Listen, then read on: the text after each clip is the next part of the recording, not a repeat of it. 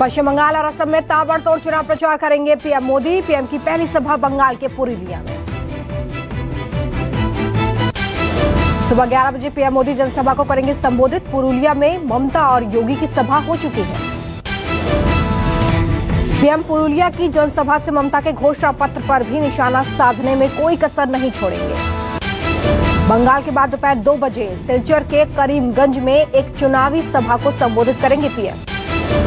प्रधानमंत्री नरेंद्र मोदी ने किया ट्वीट, कहा लोगों को बीजेपी के सुशासन का एजेंडा पसंद आने लगा है। एनडीए के लिए लोगों का मांगा आशीर्वाद।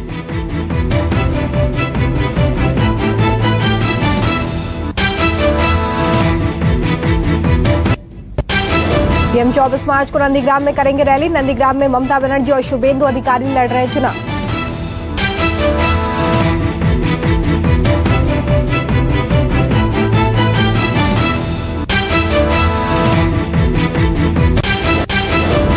बंगाल चुनाव के लिए टीएमसी का घोषणा पत्र जारी। घोषणा पत्र में तमाम लुभावने वादे किए गए।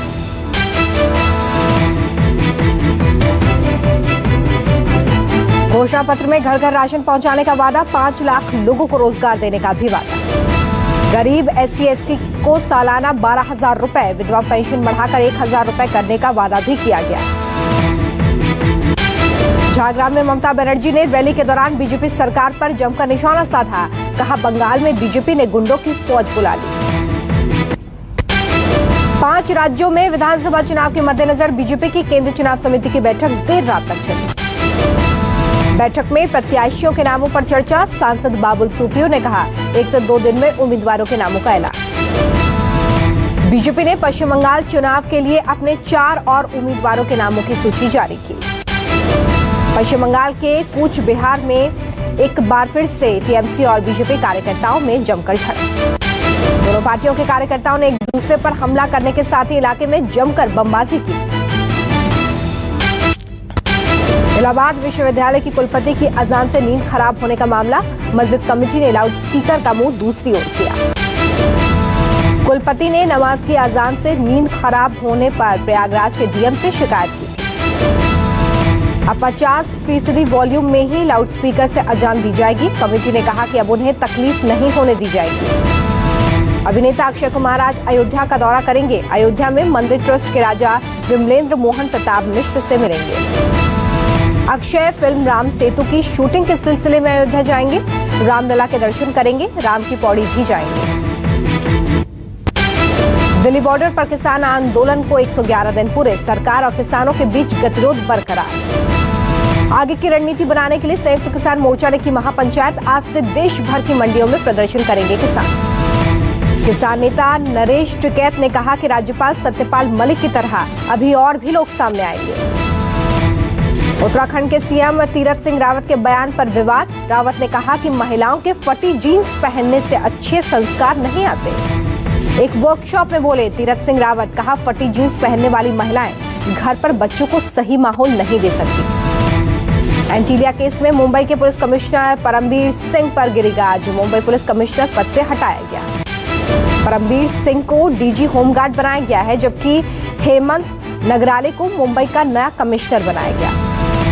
एंटीलिया मामले में सूत्रों के हवाले से खबर, जांच के नाम पर इंस्पेक्टर सचिन वाजे सबूत मिटा रहा था। सूत्रों की माने तो विस्फोटक से भरी गाड़ी रखने का मास्टरमाइंड सचिन वाजे ही है। एनआईए से पूछताछ में वाजे ने कबूली बात। एनआईए के रडार पर कुछ और अधिकारी जिनकी गिरफ्तारी संभव है। परमबीर सिंह पर भी लटकी जांच की तलवार। एनआईए ने वाजे को मुंबई के अलग अलग जगहों पर ले जाकर रिक्रिएशन किया है। एनआईए जानने में जुटी गाड़ी कहां गई। बीजेपी ने विस्फोटक मामले में शिवसेना के नेताओं के शामिल होने का आरोप लगाया। शिवसेना बोली बीजेपी के पास नाम है तो जांच एजेंसी को दे। जमानत पर रिहा हुई रिया चक्रवर्ती को फिर से घेरने की तैयारी में एनसीबी एक बार फिर सुप्रीम कोर्ट पहुंची। एनसीबी की याचिका पर आज सुप्रीम कोर्ट में सुनवाई। रिया को मिली जमानत के खिलाफ एनसीबी ने सुप्रीम कोर्ट में चुनौती दी। बॉम्बे हाई कोर्ट ने ड्रग केस में रिया चक्रवर्ती को जमानत दी थी। रिया को पिछले साल सितंबर में गिरफ्तार किया गया था। महाराष्ट्र में कोरोना के मामलों में भारी उछाल। हर दिन 60% केस महाराष्ट्र से सामने आ रहे हैं। महाराष्ट्र में पिछले 24 घंटे में 23,000 से ज्यादा मामले सामने आए हैं। 84 लोगों की मौत हुई है। मुंबई में कोरोना के एक दिन में 2377 नए केस, 8 की मौत। पुणे और नागपुर में भी कोरोना का कहर, एक दिन में 4745 नए मामले, 15 लोगों की जान गई। मुंबई में बढ़ते मामलों को देखते हुए आज बीएमसी और महाराष्ट्र सरकार नाइट कर्फ्यू को लेकर कड़े फैसले ले सकती है। अहमदाबाद में आज से सभी gaming zones, gym, sports club में अगले आदेश तक बंदी रहेगी। शहर में सिटी बस सर्विस भी बंद। बढ़ते कोरोना संक्रमण और त्योहारों को देखते हुए नोएडा, गाजियाबाद में धारा 144 की समय सीमा बढ़ी। गाजियाबाद में धारा 144 को 10 मई तक के लिए बढ़ा दिया गया है, जबकि नोएडा में 30 अप्रैल तक धारा 144 लागू रहेगी। गाजियाबाद डीएम ने आदेश दिया कि सिनेमाघर, hotels, restaurant, school, college thermal screening के बाद ही प्रवेश की अनुमति। निर्धारित क्षमता से 50% लोगों को ही एक समय में आने की अनुमति। शिरोमणि अकाली दल के अध्यक्ष सुखबीर सिंह बादल कोरोना पॉजिटिव, गुरुग्राम के मेदांता अस्पताल में भर्ती। कोरोना पर मुंबई में न्यूज 24 का रियलिटी चेक। अंधेरी इलाके में कई दुकानों पर दिखी भीड़, लोगों ने नहीं लगाया मास्क। गुजरात के अहमदाबाद में न्यूज 24 का रियलिटी चेक, नाइट कर्फ्यू का नहीं दिखा असर। भोपाल और इंदौर में लगा नाइट कर्फ्यू, सख्ती से पालन कराने के लिए कलेक्टर, एसपी सड़कों पर उतरे। भोपाल में कुछ जगहों पर लोगों में गंभीरता दिखाई नहीं दी, मास्क ना पहनने के अजीब बहाने बनाते दिखे लोग। नागपुर में कोरोना के बढ़ते मामलों को देखते हुए 7 दिन के कड़े लॉकडाउन की घोषणा। 2500 पुलिसकर्मी अलग अलग 107 चेक पोस्ट पर तैनात किए गए हैं। पुलिस का कहना है कि पेट्रोलिंग की जा रही है। देश में रफ्तार पकड़ रहे हैं कोरोना केस। 24 घंटे में कोरोना के 28,903 मामले, 188 लोगों की मौत। देश में कोरोना मरीजों की संख्या 1 करोड़ 14 लाख के पार, 1,58,000 से ज्यादा मौतें। दिल्ली में कोरोना ने बढ़ाई चिंता, एक दिन में 536 नए मामलों की पुष्टि, 3 की मौत, 6 लाख के पार मरीज।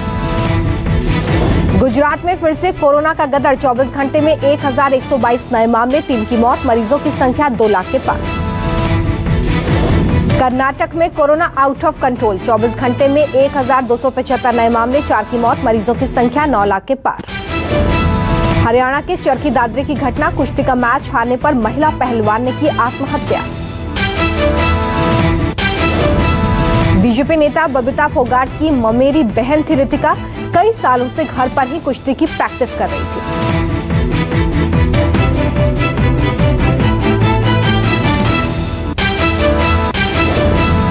यूपी के प्रतापगढ़ में दबंगों के हौसले बुलंद, बीच सड़क पर युवक को बेरहमी से पीटा, कैमरे में कैद वारदात।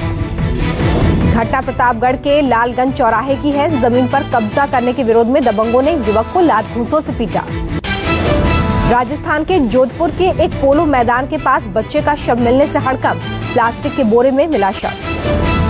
करीब 3 दिन पहले घर के बाहर से हिमांशु का अपहरण हुआ था, मांगी गई थी 10 लाख रुपए की फिरौती।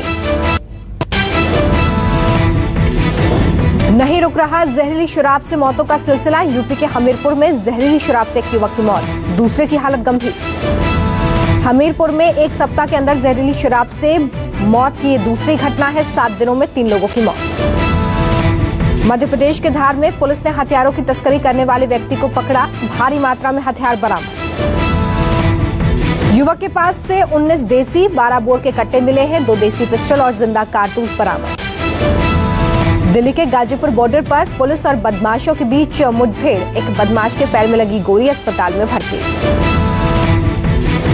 यमुना एक्सप्रेस वे पर हादसा, अनियंत्रित होकर पलटी बस, हादसे में 14 लोग गंभीर रूप से घायल।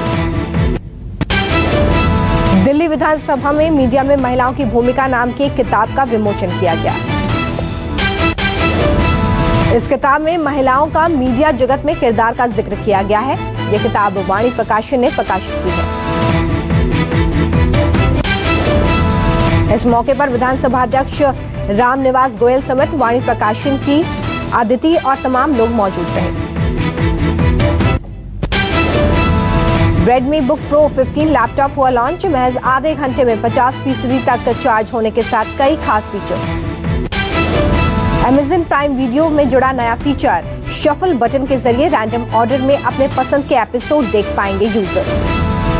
रिलायंस जियो ने एंड्रॉइड टीवी यूजर्स के लिए जियो पेजेस किया लॉन्च। यूजर्स तेजी से वेब पेज पर कर पाएंगे लोड, बेहतर ब्राउजिंग का मिलेगा अनुभव। लॉन्च होने से पहले Samsung Galaxy A52, Samsung Galaxy A72 smartphone की कीमत लीक। 34,999, 37,999 हो सकती है दोनों स्मार्टफोन्स की कीमत। प्ले स्टोर की फीस को लेकर गूगल का बड़ा फैसला। ऐप डेवलपर्स से नए ऐप जारी करने पर 50% कम लगेगा चार्ज। फिल्म चेहरे का ट्रेलर 18 मार्च को होगा लॉन्च। अमिताभ ने सोशल मीडिया पोस्ट के जरिए दी जानकारी। T20 में टीम इंडिया की हार के बाद रणबीर सिंह ने किया रिएक्ट। बोले बुमराह की वापसी का इंतजार, फिर कहानी होगी अलग। बंटी और बबली 2 का ट्रेलर 23 मार्च को होगा रिलीज। लंबे समय बाद सैफ और रानी मुखर्जी साथ आएंगे नजर। सानिया मल्होत्रा की फिल्म पगलेट का ट्रेलर रिलीज है। सानिया के दमदार रोल को देखकर हैरान हुए फैंस। ज़रीन खान के साथ रोमांस करते नजर आएंगे प्रिंस नरूला। म्यूजिक वीडियो में दिखेगी दोनों की रोमांटिक जोड़ी। पाकिस्तान पीएम इमरान खान को सुप्रीम कोर्ट ने लगाई कड़ी फटकार, कहा सरकार चलाने में सक्षम नहीं। नेपाल की राष्ट्रपति विद्या भंडारी ने बुलाई सर्वदलीय बैठक। देश में चल रहे राजनीतिक संकट पर करेंगी चर्चा। बुर्के पर बैन लगाने को लेकर श्रीलंकाई सरकार ने जारी किया बयान। बुर्का बैन महज प्रस्ताव, कोई अंतिम फैसला नहीं। चीन ने वीजा के लिए रखी शर्त, कहा हमारी वैक्सीन लगवाई तो मिलेगी एंट्री।